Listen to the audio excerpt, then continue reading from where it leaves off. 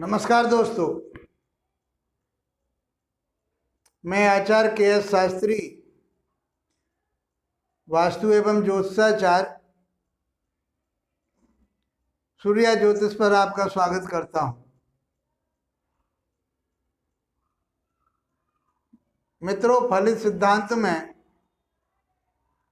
हम कुंडली विश्लेषण के बहुत नज़दीक पहुंच चुके हैं। अब ये कुंडली विश्लेषण की ही चर्चा चल रही है कि उस कुंडली में हमें क्या क्या चीज़ों को देखना चाहिए, किन किन बातों का ध्यान रखना चाहिए। तो हमने लास्ट वीडियो में 76 में आपके लिए भाव के बल के बारे में बता दिया कि भाव के बल को हम किस तरह से देखते हैं, वहाँ कौन सी राशि बैठी है, कौन से ग्रह उसको देख रहे हैं, वो लग्नानुसार कैसे ग्रह हैं, शुभ हैं या अशुभ हैं, नैसर्गिक रूप से शुभ और अशुभ ग्रह हैं, वो उच्च के बैठे हैं, नीच के बैठे हैं, मित्र के घर में बैठे हैं। ये सारी चीज़ें हम आपको बता चुके हैं। यही चीज़ें देखनी है। अब इतना पढ़ने के बाद हम बहुत सूक्ष्मता की तरफ आ रहे हैं और विश्लेषण भी बहुत सूक्ष्म तरह से आपको बता सकते हैं। आज हम जो चर्चा करेंगे अध्याय 77 में कुंडली विश्लेषण में भावेश के बल को देखेंगे। हमने बताया था कि उस भाव के लिए हम क्या क्या चीज़ देखें। तो हमने कहा भाव को देखते हैं, उस भाव के जो स्वामी होता है कारक भावेश को देखते हैं, और तीसरा उस कारक को देखते हैं, उस भाव के कारक को देखते हैं। तीन चीज़ें ही आपको देखनी है। तो उसमें से हमने भाव की चर्चा की कि हमने भाव को कैसे देखना है, कैसे रीड करेंगे हम भाव को। आज हम जो चर्चा कर रहे हैं वो भावेश की चर्चा कर रहे हैं कि भावेश को हम कैसे देखें, कि वो भावेश बलवान है या निर्बल है। बलवान होगा तो अपने भाव के फल को देगा हमारे लिए, और यदि वो निर्बल होगा तो उसके भाव में कमी करेगा, भाव के फलों में कमी करेगा। सीधी सी बात है। तो अभी हम जो पढ़ रहे हैं दोनों बातें हैं, भाव के बल को देख रहे हैं कि भाव का बल किस तरह से देखा जाता है।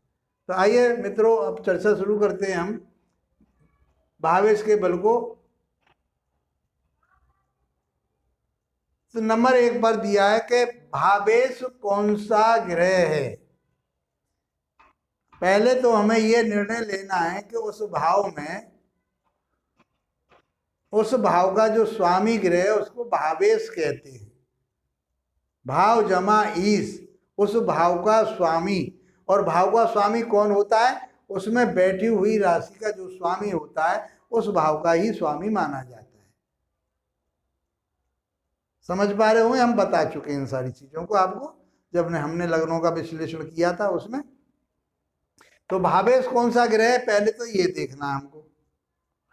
उस भावेश के कारकत्व को समझना है। वो क्रूर ग्रह है, शुभ ग्रह है, लग्नानुसार कैसा है, नैसर्गिक रूप से कैसा, ये सारी चीज़ें हम अपने माइंड में वो सारी चीज़ें आ जानी चाहिए ग्रह को देखते के साथ ही। तो भावेश कौन है ये निर्णय कर लिया हमने, जो राशि का स्वामी है वही भावेश है। अब देखते हैं भावेश अपने भाव में ही बैठा है, क्या वो भावेश। नंबर 2 पे हम क्या देखेंगे, पहले तो हमने निर्णय लिया कि भावेश कौन है, फिर हमने दूसरी चीज क्या देखेंगे, क्या वो भावेश अपने ही घर में बैठा हुआ है, जिस भाव का स्वामी है क्या उसी में बैठा हुआ है वो, या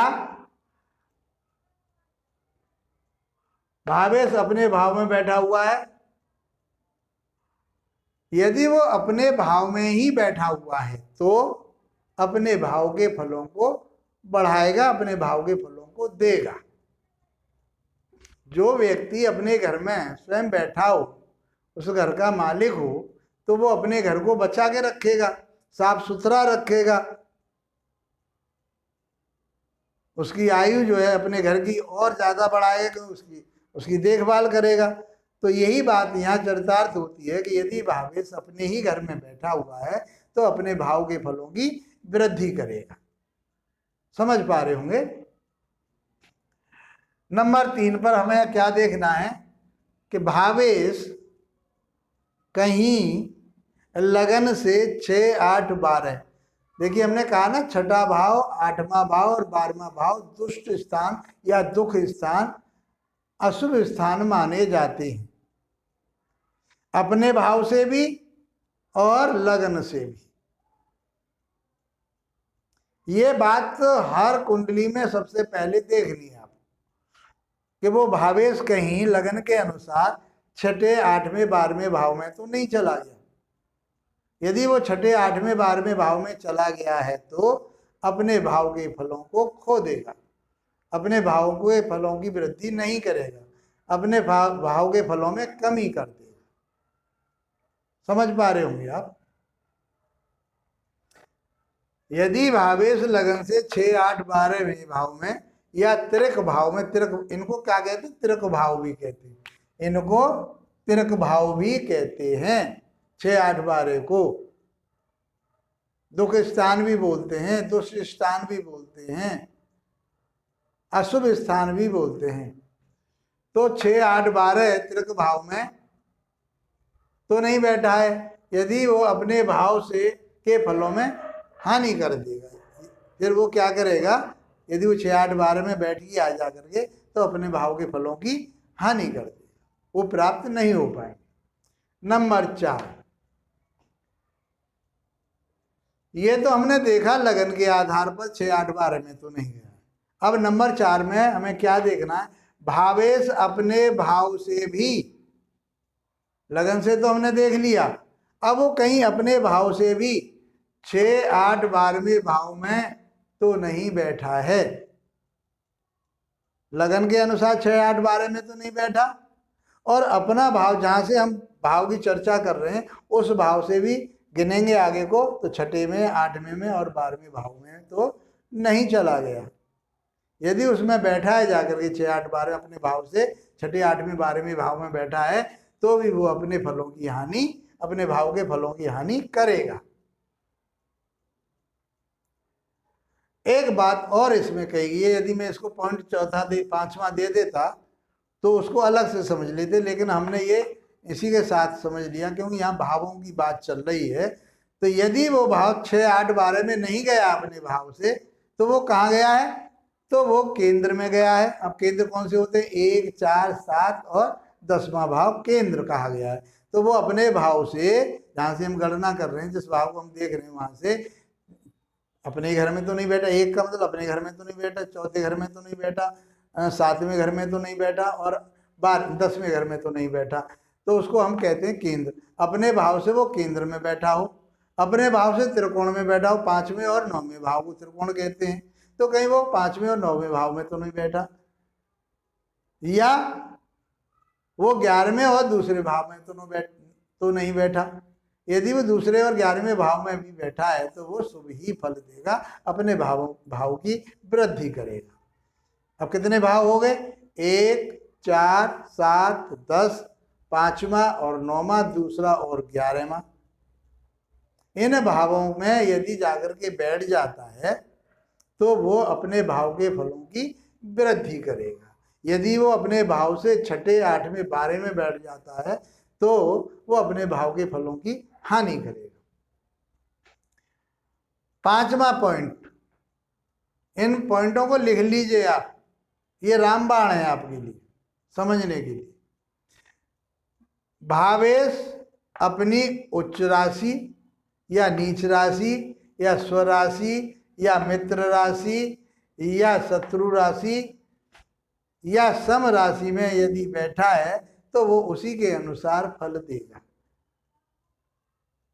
मैंने सारी चीजें एक साथ ही ले ली समझने के लिए।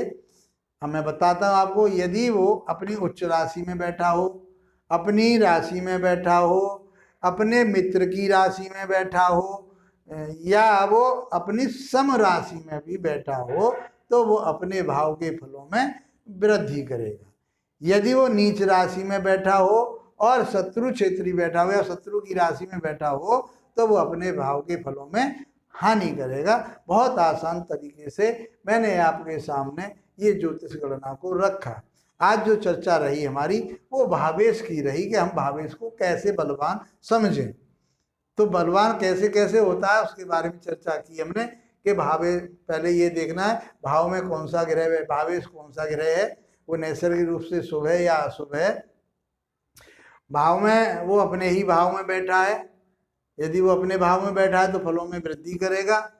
कहीं वो भावेश 6, 8, 12 में तो नहीं चला गया, लग्न के अनुसार 6, 8, 12 में तो नहीं चला गया, अपने भाव से 6, 8 में 12 में तो नहीं चला गया, तो इस बात की गणना करेंगे। यदि वो अपने भाव से केंद्र और त्रिकोण में गया है, लगन से भी केंद्र त्रिकोण में गया है, तो वो अपने भाव के फलों की वृद्धि करेगा। आप 5वें पॉइंट में हमने आपको ये बताया कि यदि वो भावेश उच्च का बैठा है, स्वराशि का बैठा है, मित्र की राशि में बैठा है, मूल त्रिकोण राशि में बैठा है, सम राशि में भी बैठा है, तो वो अपने भाव के फलों की वृद्धि करेगा। यदि वो शत्रु के घर में जाकर के बैठा है और वो नीच राशि का बैठा है या वो अस्त हो गया है, तो वो फलों में अपने फलों में हानि करेगा, ऐसा शास्त्रों में कहा गया है। तो आशा करता हूँ मित्रों कि आपको ये चर्चा अच्छी लगी होगी, इसका लाभ उठा पा रहे होंगे। आप क्रम से हमारी वीडियो को देखिए, कमेंट बॉक्स में आप बताइए अब आप फलित सिद्धांत पर पहुंच चुके हैं, विश्लेषण चल रहा है हमारा, इनको नोट कर लीजिए आप अपने पास, ये आपके बहुत काम की चीज़ें बता रहा हूँ, ये इसको समझिए और फिर उसके साथ ही हम अब कारक की बात करेंगे अगली वीडियो में, उसे भी आसान तरीके से समझ पाएंगे। फिर हम विश्लेषण करेंगे आपके सामने किसी भाव को लेकर के। इसी के साथ आप लोगों का धन्यवाद, नमस्कार।